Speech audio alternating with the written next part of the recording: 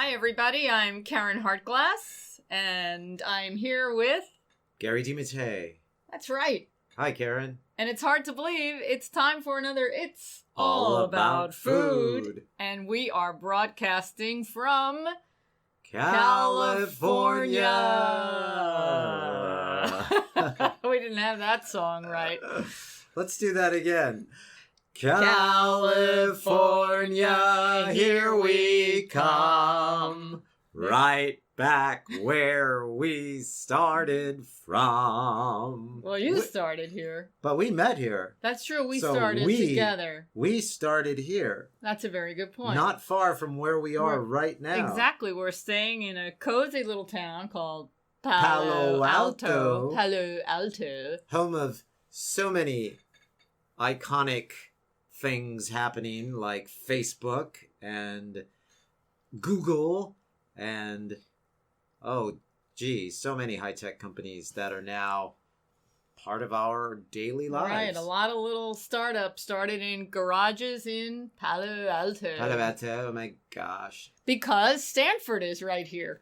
Stanford University. And it's gorgeous here. But it's still kind of early, and we're sort of worried about the fires.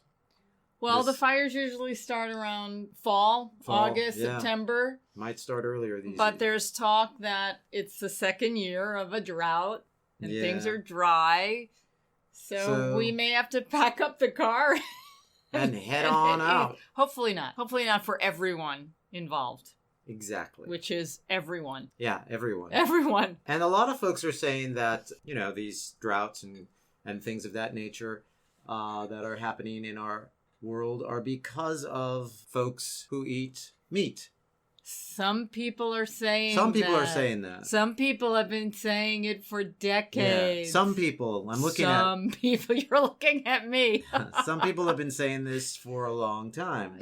Well, humans are to blame. What you eat affects the environment. Absolutely. Yeah. And of course it affects the animals, and of course it affects your health. So a lot of folks are focusing on health now because we're all basically narcissists and we don't want to die. So we start to actually wake up when someone says, what you put in your mouth might be affecting your health. So a lot of us start that way by saying, well, I went vegan because I wanted to get healthy. But in reality, we here at Responsible Eating and Living like to make vegans because we want to help the animals. And then we talk about the environment and we talk about health. But really, it's about the animals. And we saw a lot of animals. Because primarily cow animals. Cows grazing in wide open spaces on what you discovered was public land. Tell us a little bit about that. Okay, Karen. Well, let's back up. Sure. We left New York in a car. In a car. We didn't fly. And we drove cross country, and it took us 7 days. Because we drove about 6 to 7 hours a day. We didn't do it crazy. Yeah. We did 4 hours the first day. We drove to Lewisburg, Pennsylvania, my alma mater, Bucknell University. And we saw one of your favorite professors, a chemical engineering professor, Dr. Palmershine. That's right. And that was fun. And then we drove the next day to South Bend, Indiana. Yes. So we drove from Pennsylvania to Ohio, to Indiana. We actually saw Notre Dame University. So we went from Bucknell to Notre Dame. Yeah, I like going to college campuses for a lot of reasons. Usually the neighboring environment is friendlier. Vegan friendlier. Because we're talking about food, because this program is called It's All About Food. So we're talking about food, and when we stop, we want to make sure we can find some food. It was an interesting time to be traveling out and about, especially after the CDC announced that we could go outside without masks if we're vaccinated. And it was very confusing about when we could and when we couldn't. But we were always wearing masks inside and out.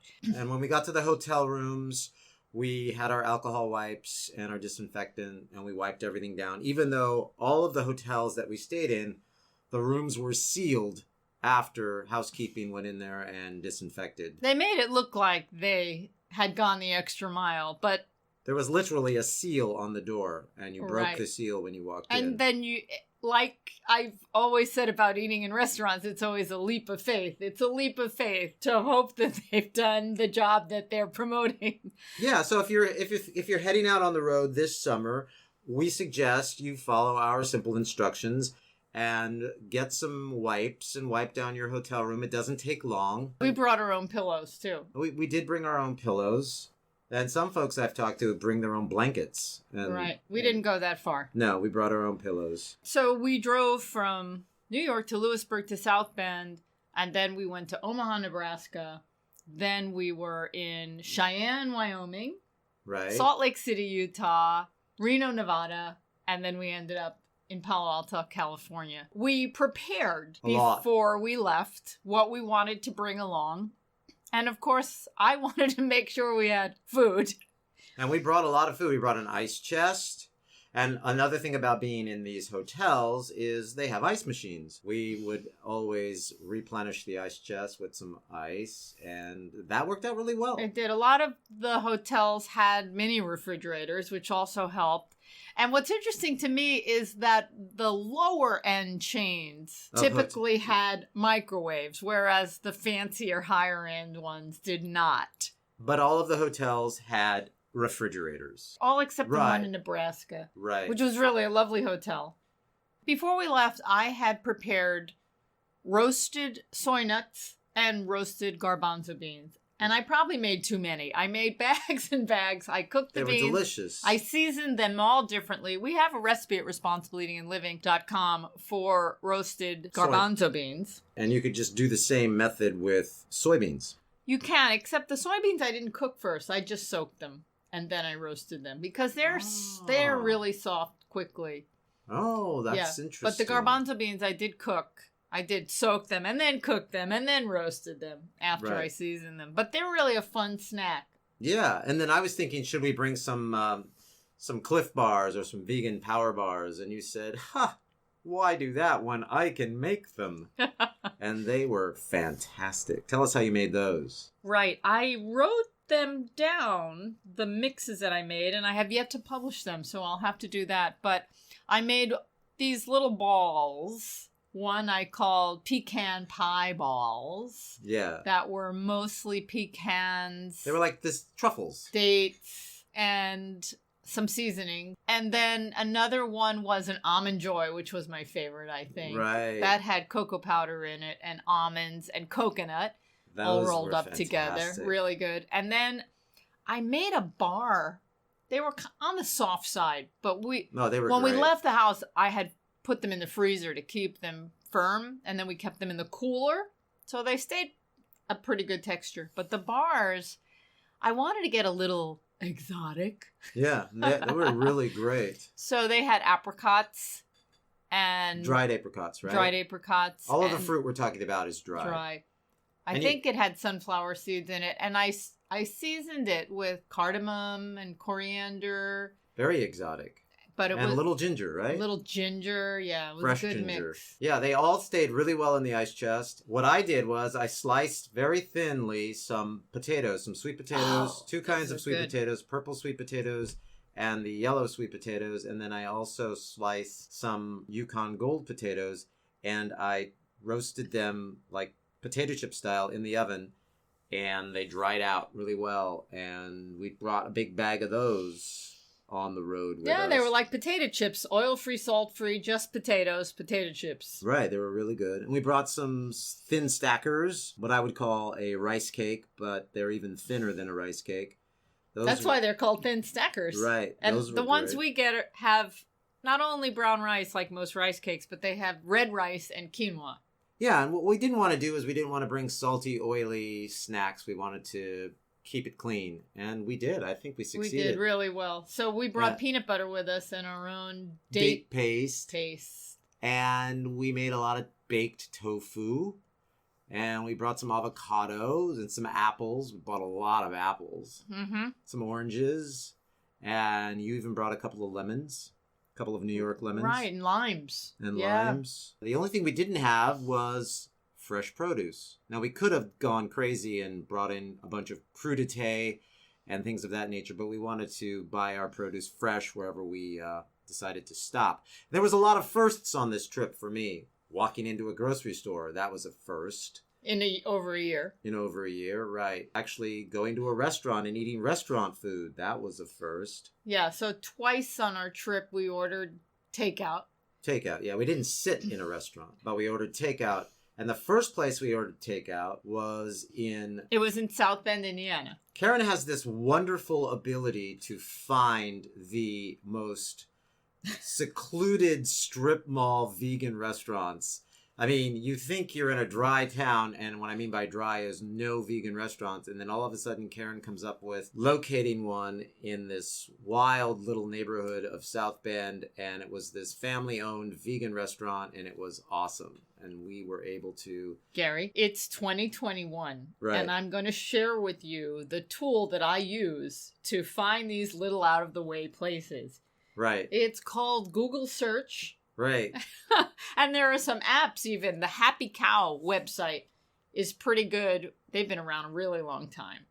And it's pretty easy these days to find vegan places, if they exist. I know, and I set you up for that because I knew you were going to plug Happy Cow, and that's what I wanted. But what you couldn't tell is, unless you looked on a map and tried to find the images, you couldn't tell what the restaurant was going to look like until you showed up. I didn't know it was in a strip mall until we got there. Well, that's okay. I mean, I have learned over the years traveling with you that these are and always have been, they turn out to be the best places to get food, to get vegan food, because they're awesome. They really do a great job in preparing it.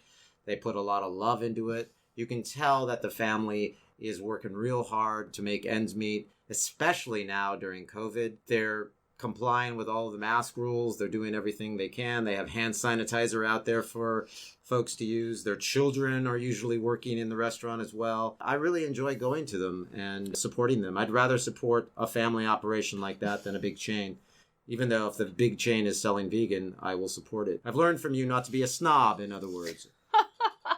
Right? Well, what I liked about this restaurant is they have a massive menu. You could look online. It's called Pinellia's, and it's in South Bend, and it's vegan. And they have a massive menu, like I said.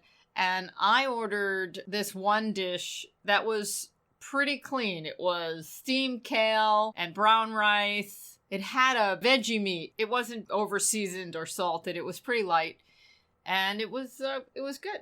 Yes, it was. And we got those summer rolls that Right. were great to eat in the car because you could hold them and eat them. Those were excellent. And they weren't fried. They were rice paper wrapped with some baked tofu and some mint and some jicama. There was jicama in there. It was really delicious. Crunchy, a little sweet, a little salty. Really good. Really good place. So if you're in South Bend, Indiana, and you want some vegan fare, head on over to Pinellia's. Pinellia. Oh. Okay, let's just share what the added bonus was on this trip. Yes. You had to do a reading. Oh, yes. So as we left New York, I got a call from a producer in New York wanting me to do a reading. Of course, it's all on Zoom. And so I said, of course, absolutely, because that's part of our trip. We packed everything to continue to video submit auditions while we're on the road. And we brought lights and vocal tracks, and we brought the complete works of Anton Chekhov and everything we needed to continue to submit auditions on video now, because most of the auditions are now video submissions. So we wanted to make sure we could continue to audition even though we were on the road. And as my good fortune would have it, one of the producers that I've worked with, done some readings for in New York, had called as we were leaving and asked if I would be a part of a reading of a new play. And I said, absolutely. And so I said, when is it? And this was on Wednesday when I was asked. And they said it's on Friday. So that would put us in South Bend. So we arranged for late checkout, and I was able to do the reading in the hotel room, and then we were off to Nebraska. Yeah, we were a little off schedule, but we just arrived in Nebraska late. We got to Nebraska late, checked into this historic hotel. We needed ice, and there were no ice machines because it was a really cool hotel. They weren't the type of hotel that would have ice machines in the hallways. It was kind of posh. But the hotel manager, I think this hotel was called the Paragon. Yeah. The hotel manager was really awesome, working behind the bar. And I went down to the front desk, and the man behind the front desk said, I don't have any ice, really. I mean, I could get you a little packet. And then the hotel manager overheard him and said, no, wait a minute. Now, how much ice do you need? And I said, I just need like a bucket of ice if you've got it for our cooler, because we're going to head back out on the road. And he said, I'll bring it up to your room. So the hotel manager personally brought up a 20-pound bag of ice to our hotel room, and we had an ice party. We had an ice party, right. We were singing songs from Frozen. I mean, that's how much ice we had. Let it go! Yeah. Let it go! We got a little out of hand with the ice. But no, it was great. Ice baths are fun. Ice baths are in. Yeah. I wonder if people in hotels ask for ice so that they can take ice baths. Well, we certainly could, although we didn't have a tub. We had a shower. But I stuck my face in a sink full of ice, and it felt great. Because I did most of the driving, all of the driving, and Karen navigated. And the funny thing is that it was Highway 80 all the way. And I'm segueing to Highway 80 here. But whenever I'd say, okay, so how do we get to California? Karen would have her stock answer. And take I-80 West. I-80 West. It was a straight shot. And now the segue, the terrain. Let's talk about that. Right. So we're now in Nebraska. Right. And you may have heard my intro last week when I rebroadcast my interview with Mike Hudak from 2009, where we talked about the Bureau of Land Management.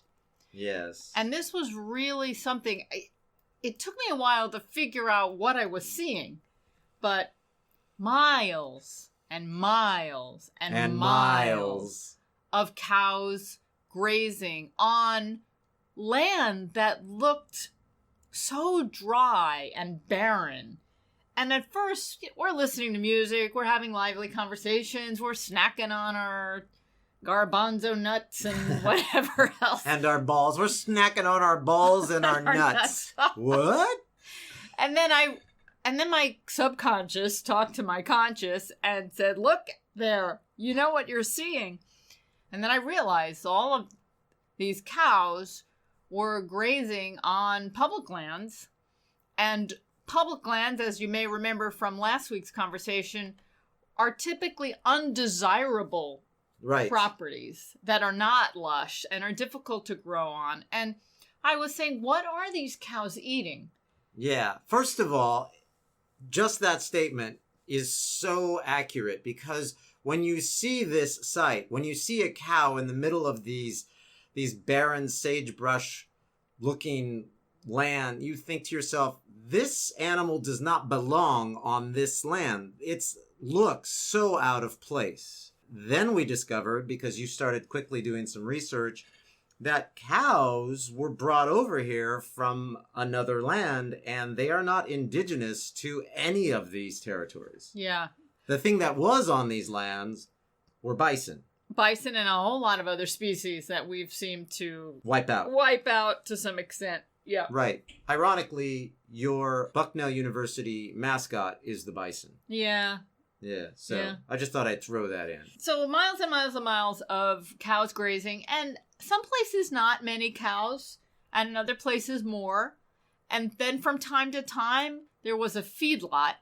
And if you know what a feedlot looks like, there's no grass. It is intentionally barren. It's just dirt. And these animals, which are meant to eat grass and meant to leisurely roam the prairie or wherever and chew and enjoy and nuzzle with their babies and their friends, they're on this dry, dirty ground, and then they're fed some kind of mixture of foods that make them fat, because even the grass-fed cattle that are raised for grass-fed beef that's supposed to be superior, they all end up in a feedlot at some point towards the end to fatten up. It's rare to get a cow that has been raised for beef that hasn't ever been on a feedlot. And it's abysmal. Yeah. It's abysmal. And if you want to see some footage of an actual feedlot that Karen and I were actually on, watch our documentary, a 70-minute documentary called The Lone Vegan, where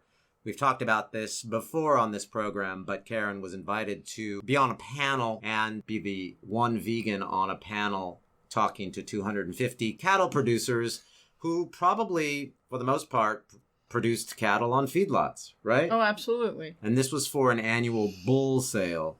And the punchline that we always use is the cattle producers came up to Karen afterwards and said, "You have more balls than our bulls." So we survived. We did survive that event. And you sang the national anthem.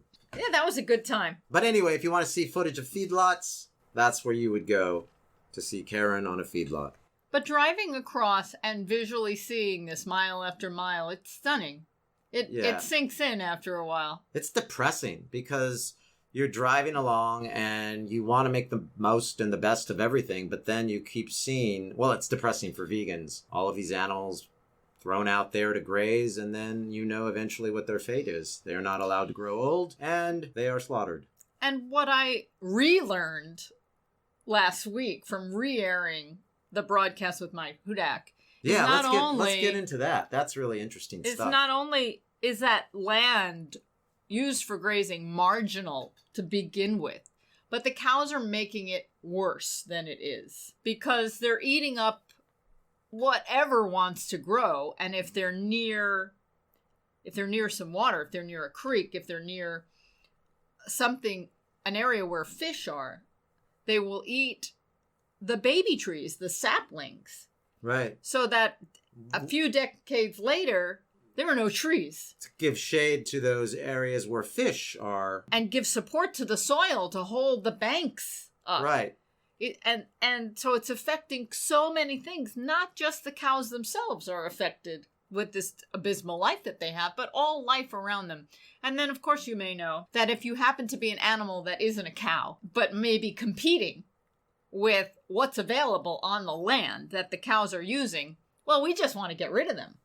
And the Bureau of Land Management has approved all kinds of slaughter of animals that are threatening the ranchers and the cows that they're growing. And there was just an article that I posted on Facebook last week about horses.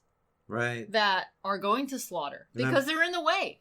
Yeah, and I'm sure wolves are another one that... Absolutely. All kinds of animals. And from tiny, tiny little microscopic organisms that rely on this land. Ecosystem. Right, to the big, giant things that live in the hills. They're all being threatened. So I imagine that some people, when they drive across country and they see these bucolic images and they think how lovely these farms and the cows are happily grazing, they don't see what we see. No. And there's a lot of red barns. Be ready. A good game to play is count the red barns. You'll count thousands of red barns. It's amazing. So my question is, and I haven't researched it yet, is why are so many barns red? Yes. Does anybody know why you paint your barns red? I didn't see any white barns, and I grew up on a cherry orchard where the barns were whitewashed, but out in the middle of the plains, which I guess that's what this is called. We were driving through the plains states. Barns are red. And it was weird to see every now and then these bright green pastures that are being watered with sprinklers to graze cows on. And I it just screamed of, well, this farm must be promoting grass-fed beef because they've put these lawns in the middle of nowhere. And they're putting all of this water on these lawns, and they're making these green patches of lawn, and there's cows grazing on them, and then surrounding these green pastures of lawn that was clearly brought, there's this sagebrush and barren land. I was wondering what those things were, and you told me they were sprinklers because I didn't see a lot of them in operation. Right. But then it made me really curious. Why are they using these kinds of sprinklers? I thought we knew that these raised sprinklers are really inefficient because the water often evaporates before it hits the ground. Right. And I always thought that drip irrigation was better. So we brought a hotspot with us, so we had internet all the time. And while Gary drove, I was looking up stuff and navigating. I-80 West. Go I-80 West. Straight shot. It's a straight shot. If you want to drive across the country, take I-80 West if you're not wanting to see any sights, because it really gets you here. Yeah, it's quicker. Yeah, and we saw so many trucks on I-80. So many trucks keeping America moving. Yeah, and it made me... I want to get to that in a minute, but regarding drip irrigation, what I learned is that drip irrigation is a little more complex in order to install and more difficult to repair, whereas these movable sprinklers are a lot easier to manage, but they're less efficient. Right. So there's this... So it seemed obvious to me these people made a choice that was easier. Right. But was not so helpful or not as nice to the environment. It's a lose situation. Yeah. Yeah. So we were seeing all these trucks and cargo trains. Right. And most of the trucks were FedEx trucks. UPS, FedEx, and then some that didn't have any identifying marks on them. They were just moving. They were moving things to consumers. That's all we thought about. All the things that seem so easy for us to order. While we were driving and seeing this, we started to realize how complicated it really is. And how devastating on the environment it is. I-80 West is really wall-to-wall semis, wall-to-wall trucks.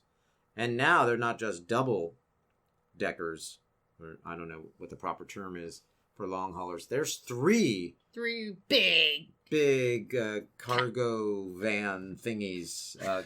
I'm sorry, I'm insulting we don't know truck terms. All of the truckers out there, but I apologize.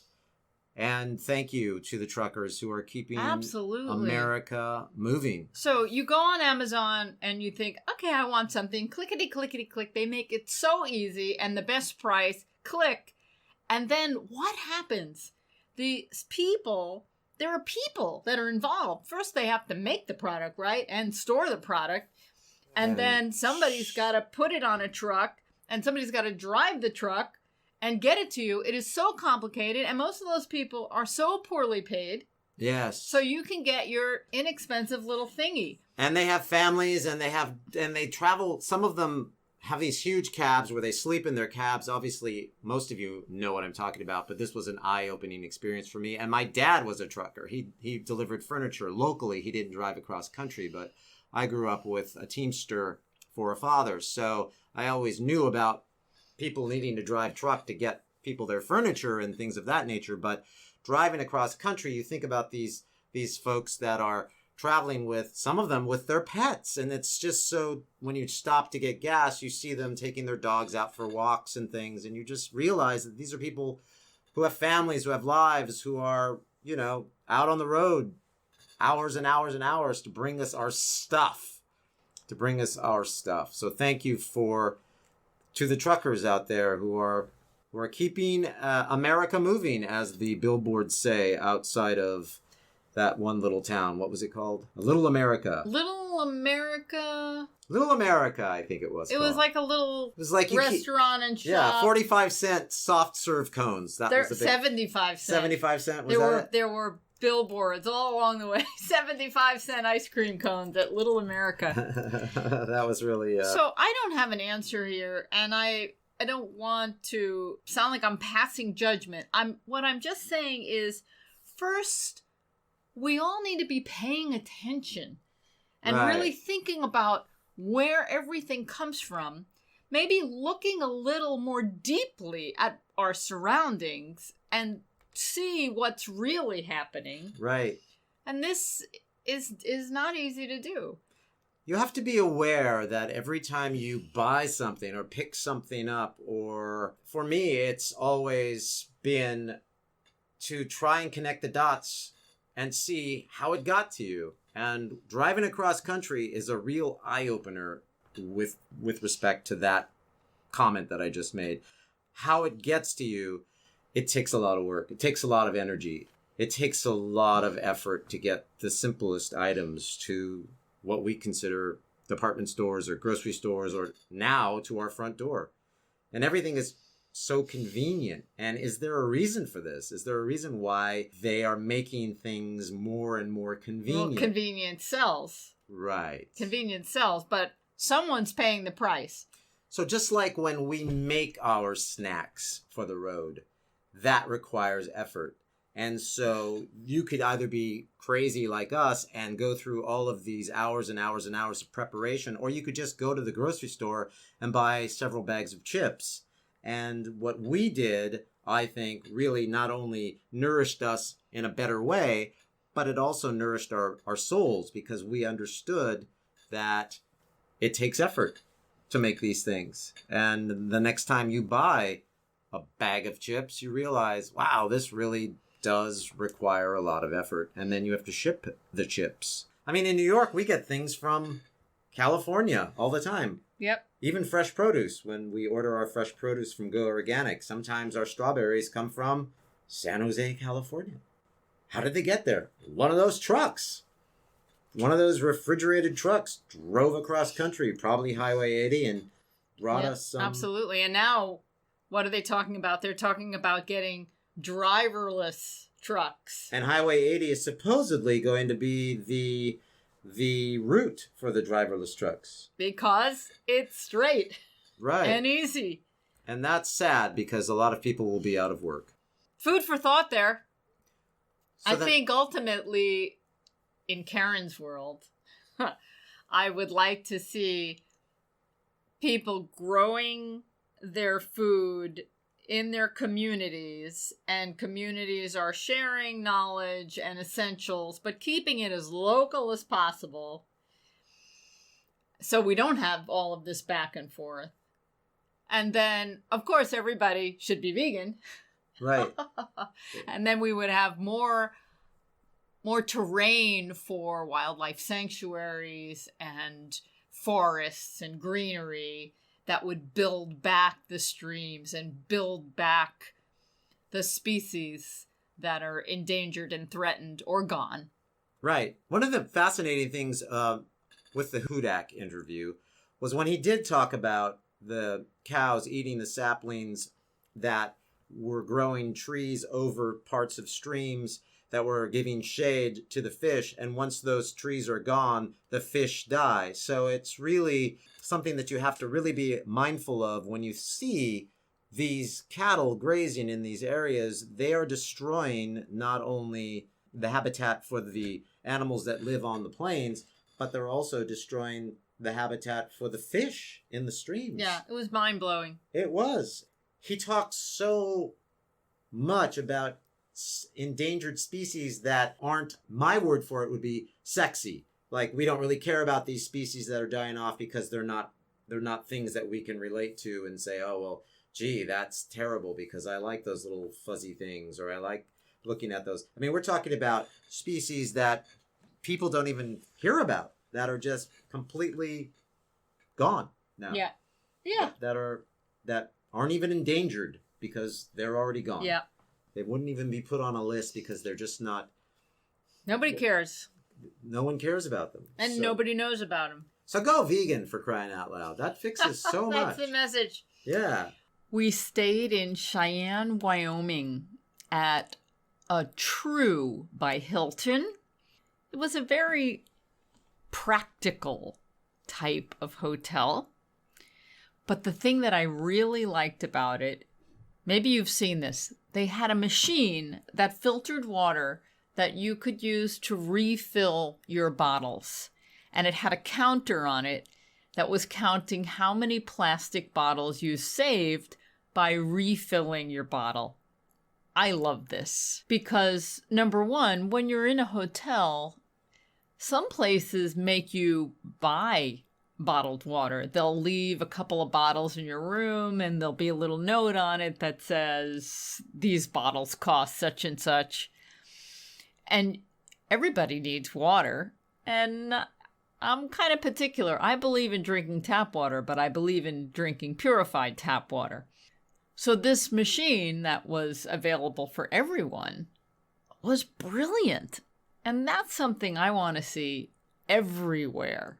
Filtered water that is available for drinking and for refilling bottles. Now, before we left on the trip, I had in the back of my mind that maybe we could take our water distiller with us, but we didn't.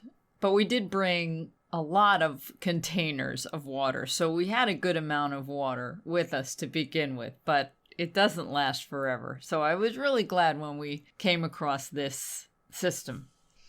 We didn't get a microwave in our room at this hotel, but they did have a microwave in the lobby for anyone to use. And I had the opportunity to take the leftovers we had from our South Bend adventure at Pinellia's. We brought with us these big mugs, and we used them as bowls sometimes. So I put the Pinellia leftovers in these bowls and added water and heated them up, and we had Karen's favorite leftover food from an Asian restaurant, soup. It was really good. We got to Salt Lake City. Right. And this was amazing because have you ever driven cross country and you see the terrain change, you see the trees change, and then it gets dry, and then it gets rocky, and you're on the moon in Utah. Right. It was really wonderful to see the changes, especially after all of those plain states. And then to come into Utah was, wow. Yeah. That was mind-blowing. It did. It looked like we were on Mars or the moon. Or, I don't know. I've never been to any of those places, but I've never even been across the country until now. But it was great, and Utah was fun. Utah was fun. We ended up in Salt Lake City, and we had some time, actually. We got in at a reasonable time. We weren't exhausted, and we were able to walk around. And it's amusing because there's a lot of conversation about wearing masks this week because the rules keep changing. And we saw most people wearing masks. Most people wearing masks. Outside, maybe not as much. Right. Definitely Boy, indoors. I want to tell you, Salt Lake City, Utah, you may think it's not a happening town, but downtown Salt Lake was happening. It was happening. And this was a first for Gary. I mean, it wasn't like there were droves of people, because there weren't, but the stores were open, the shops were open.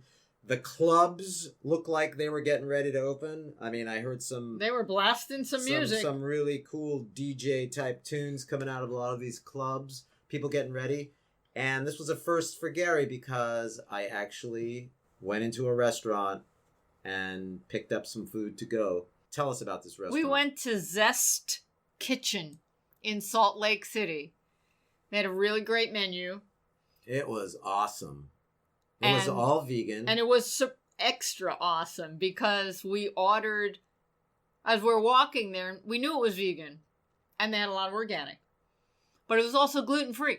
Yeah. We didn't know that until we were walking there. So you could eat pizza too, not just me. Right. So we had a really nice pizza. Yeah, it was great. It was a margarita. It was great. It was really good. We should order 2 of those. We should go back and get some. I know.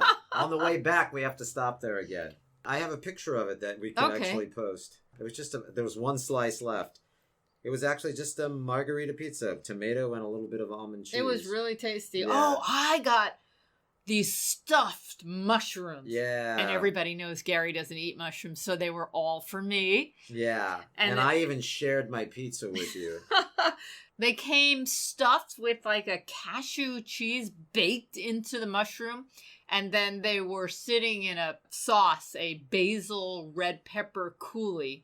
Was amazing. Yeah, it was delicious. There was a little shredded basil on the pizza too. A little was really chiffonade of basil. And then these people at this place, Zest, were so nice and so appreciative. And that's the other thing I want to talk about is as people start to get out, and I know you're hearing this from a lot of other people, you know, these servers, these people that work in service, they are really risking their lives every time they wait on you. So please be respectful of these people serving your food and tip them outrageously. Yeah. I mean, really just give them a little extra money because there's a lot of shortages now for people working in the restaurant business. And these folks at this place called Zest did such a tremendous job to make us feel like we were welcome and we were wanted there, and they went out of their way to let us know that the food was prepared in the best possible way, and it was just... I think there was a little love in that food, Gary. I think there was a lot of love in that food. It was really just a wonderful first time for me to actually eat restaurant food. And then we brought it back to the hotel, and we had a party in our hotel room. Again, there was no ice. We didn't have 25 pounds of ice like Omaha, but we made do. Yeah. Okay, and then we hit Reno. Oh, and I forgot, I wanted to talk about this. So in Reno, we stayed at a Hampton Inn. We were staying in Hilton chain hotels most of the time, and Hampton is kind of on the lower end of the Hilton chains. Right. More family oriented, and the rooms have microwaves in them. Right, and we were starving when we got to Reno. Starving. Right? So we went to a grocery store. We went to a grocery store. And what did we get? We went to the freezer section. Okay, this is not something that Carrie and Gary normally do. No. Because we like to make our own food. We never do this. But we investigated the frozen meals that are vegan out there. Right. And I want to comment on some of them. Yes, let's talk about them. You got the Amy's burgers. Right, I got the Amy's burgers. They were good. They were good. And they were microwavable. And then we got the Tofu Scramble. Tofu Scramble. What was great about this Tofu Scramble is it was all organic ingredients, vegetables, tofu. It had some oil and salt, but when you're starving. When you're on the road, it was a really good choice. And you have a hotel that has a microwave. It had potatoes in it too. Yes. It was really fine. And something else that we need to bring up that you had brought on the road with us were tortillas. And those came in really handy. That's true. I did a massive production event of 3 dozen tortillas a few weeks before we left. We ate 2 dozen of them before we left, but we brought the last dozen with us, and they were really handy. And they stayed nice and fresh and cold because we had ice. And we kept them in the cooler, yeah. Right. And we didn't eat them until we got to Reno because we had the microwave. And they were delicious with the tofu scramble. And with the burgers that we kind of crumbled up with some avocado. We were really feasting. We did really well. We did really well with the food. And then there was the Sweet Earth Company. Sweet Earth. And we also got a few of their vegan items. They're not entirely vegan, but they do make some vegan items. So between Amy's and Sweet Earth, we did really well. And I was thinking for people that have health problems and they don't know how to cook and they want to start eating more healthfully, there are these meal delivery services. But if you're on a budget, you could do pretty well with these frozen entrees. And if you could learn just to make yourself a little salad, like throw some mesclun greens from a box that are already washed into a bowl with a little dressing on it, you could start moving in a healthier direction. Yes, so they do make products that are available for you. Just look in your frozen food section, and there are so many more vegan products coming out on the market that are being put in the grocery stores. I just was reading on one of the sites that Walmart is starting to launch a Beyond Meat's vegan meatballs at Walmart's. And we saw a lot of Walmarts. We saw a lot of Walmarts. Wow, yep. Walmarts everywhere. Walmart is America. Well, if they're going to be serving vegan meatballs, good for them. Right. And that's a good thing. It's better than cow balls, right? Cow balls. Better than cow balls, absolutely. So we had a little fun in Reno with our microwave. Yeah, it was great. And we were excited because Reno meant we had one more stop, and that was California. California. And when we got to California, and we were greeted by our host, who actually was only going to be in her home for a couple of days, and we're house sitting for her now. We weren't quite ready to get into our old Karen and Gary making all the food routine. We were still on the road in our mindset. So the first 2 days we were here, we went to restaurants. Yeah, so another big breakthrough for me is I actually sat In a restaurant. In outdoor dining. Outdoor, of course. It's going to be a while before I sit indoors. But we visited True Food Kitchen, and we've talked about them before. They are a chain. I don't know how many of them there are, if they're outside of California, but it's a group of restaurants that were co-founded by Dr. Andrew Weil. Right. Tell us about Dr. Andrew Weil. Well, he's in the alternative health movement. I don't agree with everything that he promotes, but he does encourage people eating more plants. And this restaurant offers lots of organic food, locally grown. It's not a completely vegan restaurant, but they have vegan and vegetarian options. Right. Their wait staff is very friendly. Very friendly. Very friendly. Of course, they were all wearing masks, and we as the diners were not, which was kind of scary. Right. It was scary. Right, but we did it. Take off my mask for the first time when I was actually sitting somewhere. And this is where I got the spinach and almond cheese pizza on a gluten-free crust. Right. Yeah, really. And good. we asked, because a lot of times you should always ask if the gluten-free crust is also vegan, because a lot of times gluten-free crusts are made with dairy and eggs and things of that nature. So Karen asked, and we trusted them when they said yes, it's also vegan. Yeah, pizza was great. It was really good. It was really great. I would go back and you got the burger.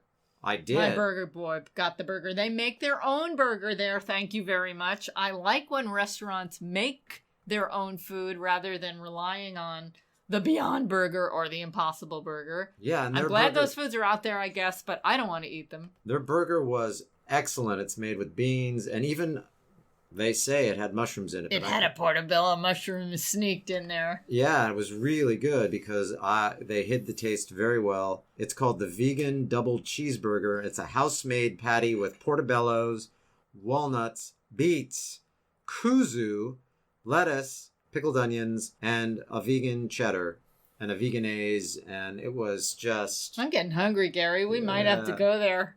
We might have to go hit the... We also visited an old haunt called Garden Fresh. Yeah. It's another one of those strip mall vegan Asian restaurants. It was really wonderful. And there was no indoor dining. No, they actually just all takeout. They sealed their door with a table, and you walked up to the doorway, and probably the owner took your order, went in the back and cooked it, and brought it out.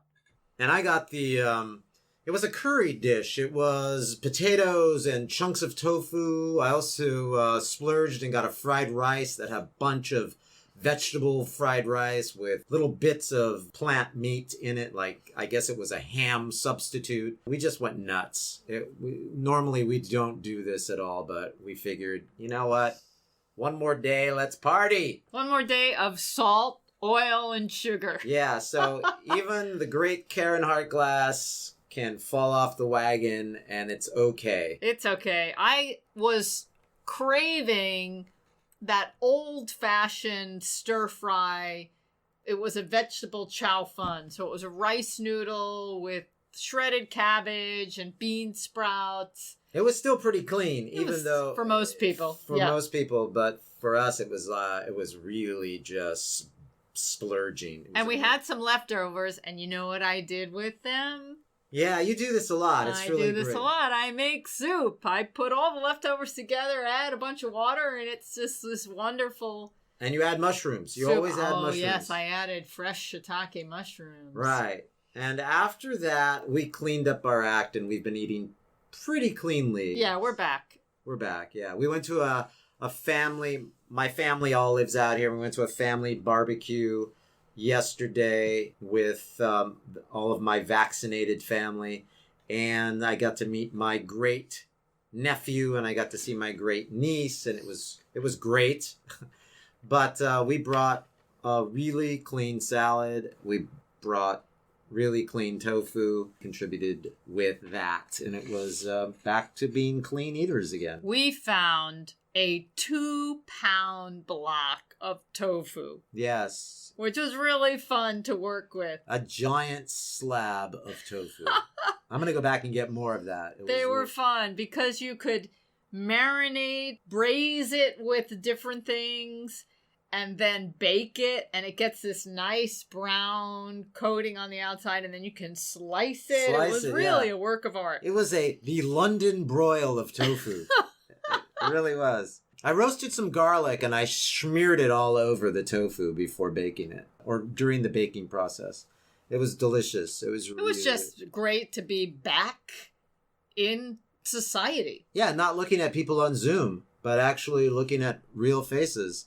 And I had to pinch myself continuously because I couldn't even believe we were there. We drove door to door, basically, from Forest Hills. From our house to your brother's house. Right. It was really wonderful. Now, another thing, we are very fortunate to be staying at a home that has a garden in the backyard and loads of fruit trees. And I am in heaven. Yes, it's truly the Garden of Eden. So every morning we're outside, and we've been eating mostly outside because the weather has been pretty moderate, and the backyard gets a lot of sun in the morning.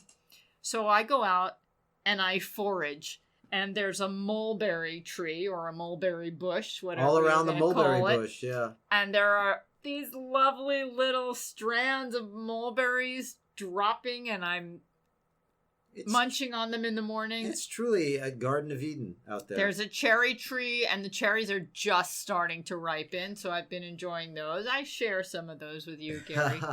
The fig tree and the apricot tree are loaded with fruit. They're not ripe yet. They're about to get ripe, and we're about to do a lot of picking. And there was a fun day we had yesterday where we picked a bunch of citrus, and our host not only has yellow lemons, but she also has yellow limes. So we squeezed a bunch of lemon and limes, and we made a bunch of juice, and we're going to be living off of that for the summer. That's right. So I mentioned this a few weeks ago. I like to drink a hot lemon water drink in the morning, and I usually do it with lemon or lime rinds that I freeze. Well, now we have access to so much juice that I'm having the juice diluted with water, and I chopped up all the rinds that we juiced, and I put them in the freezer, and maybe I'll get through them here, or maybe they're going to come home with us. I don't know, but I am not wasting my rinds. No. That's a good song. I'm not wasting my rinds. That's a good title. I'm not going to waste my rinds. Yeah. Yeah, I don't think that so. That would be like a Bonnie Raitt tune, I think. Oh, there you go. I'm not wasting my rinds. Oh, yeah. Yeah, so I feel really at home foraging. There's something in me, I don't know, is it in you? Just to be surrounded by a Garden of Eden of ripe, delicious fruits and herbs that you can just pick and munch on. Right, and not have to do anything with. Just forage That's right. away. You know, I'm reading the new edition of a book called Unnatural Order by Jim Mason. And he wrote the original book in the early 90s. It blew me away. And I couldn't wait to read it again. I was thinking of reading the actual book again, but they just came out with the new edition, which I don't think is very different. What's it about, Karen? And the reason why I'm bringing it up is because he talks about how humanity and our world really changed when we started agriculture, right? Like some 10,000 years ago, and how we've really distorted our understanding of history. There's no real way to know what happened 10,000 years ago or 1,000,000 years ago to know how we got to where we are today. But it's interesting how there's a meat-centered, almost male version of what happened, and now more women are getting into anthropology and kind of putting their own spin on what's happened before. And there's more evidence that shows that we were gatherer hunters, not hunter-gatherers, but mostly foragers, gatherers, picking and finding fruit, and that life was not difficult, that it was a leisurely life. Because we're given the impression that life was very difficult, right, and that people were always searching for food. But the world was lush, and the people learned how to move to another place when they would finish eating what was available in one spot and let it replenish, and they would move somewhere else, and life was easier. Now, this is one interpretation. I haven't finished rereading the book yet, but I look forward to speaking with the author about it. But reading it and then going out in the backyard and just enjoying all this fruit, which is not, the garden is not really maintained. It's irrigated. It gets water from time to time. She's got a sprinkler season. A drip irrigation system. A drip irrigation system, Done a great job with that. But there's not a lot of maintenance here because this stuff just wants to grow. And wants to grow naturally. And we can just enjoy the benefits of it. And she's very respectful to the fact that it wants to grow naturally and it isn't well manicured. But in essence, because of that, because it has been arranged so brilliantly, as far as I'm concerned, it makes sense. So you have these little patches of wild strawberries, you have these little patches of wild mulberries, and then there's, of course, the fruit trees, which coexist wonderfully together. We are just really going to be the beneficiaries of this Garden of Eden. This bounty. Just excites me. And what a contrast from driving through Plain States, seeing a lot of sagebrush, and then coming to truly paradise when you're speaking of California. Yeah. It's really wonderful. Well, I had a good time. We will continue sharing our adventure. Well, Karen, it's great talking to you from sunny California. I hope you have a delicious week. Gary, you too. And everybody. Yes. Have a delicious week.